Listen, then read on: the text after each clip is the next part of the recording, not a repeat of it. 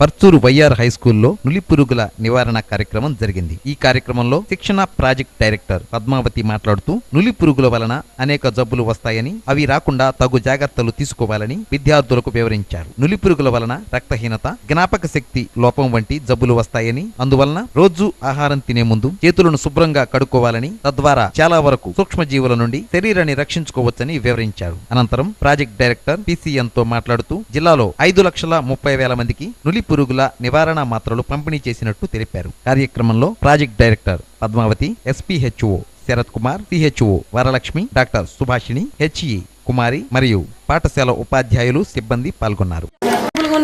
అక్కడ దాకా నడవండి అమ్మా అంటే కాళ్ళు నొప్పులు ఉన్నాయి, అదే కదా మీరు చెప్పేది. మీ అమ్మ నాన్నలకి అక్కర్లేదమ్మా, మీ అమ్మ నాన్నలకి అదే కదా చెప్పేది. 2 బిందెలు పంపు దగ్గర నీళ్లు కొట్టరా అంటే కొట్టి నా చేతులు నొప్పులు పడుతున్నాయి అంటారు. ఎందుకంటే మీ దగ్గర శక్తి లేదంటే అర్థం ఏంటంటే మీకు ఒంట్లో రక్తం శాతం ఉండాల్సిన దానికన్నా తక్కువ ఉండడం వలన మీకు ఏ పని చేయలేరు. మీరు ఉన్నారా లేరా? ఇల్లు ఉండమంటే అబ్బా చీపురు పట్టుకుని ఉన్నారా లేరా?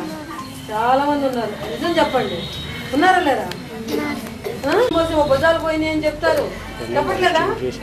చెప్తున్నారా లేదా? పురుగులు లేకుండా చేసుకోవాలంటే హ్యాండ్ శుభ్రంగా చేసుకోవాలి. అట్లాగే దాంతో పాటుగా ప్రతి 6 నెలలకు ఒకసారి స్కూల్స్ లో డీవార్మింగ్ ప్రోగ్రామ్ అని పెట్టి ఎన్ని సాకులు చెప్పకుండా ఇంటి సాకులు చప్పరించాడు. మింగే టాబ్లెట్ కూడా కాదు, ఇది నవిలి చప్పరించాడు అంతే. చేదుగా మాత్రం ఉండదు, చప్పగా ఉంటుంది అంతే.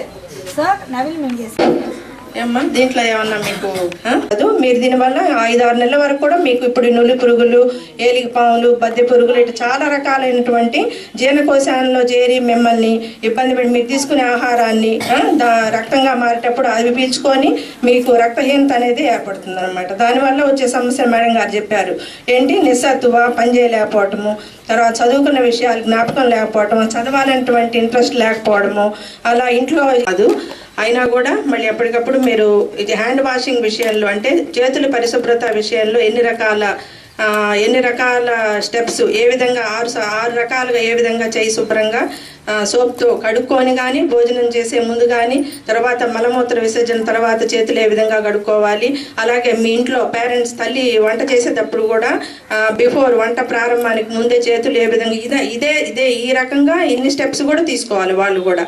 అలాగే చిన్నపిల్లలకు మలమూత్ర విసర్జన చేసిన తర్వాత వాళ్ళు కూడా క్లీన్ చేసిన తర్వాత వాళ్ళు కూడా చేతులు కడుక్కోవాలి. ఊరికి ఒట్టి చేతులు కడుక్కొని వచ్చేసి మీకు వంట చేసి పెట్టడం లేకపోతే వడ్డం చేయటం అనేది తప్పు అనమాట. కాబట్టి మీరు పిల్లల దగ్గర నుండి మీరు ఇంటి దగ్గర మీరు కూడా తల్లికి అన్ఎడ్యుకేటెడ్ చదువు లేని వాళ్ళకి కూడా చెప్పాల్సిన అవసరం ఉంది.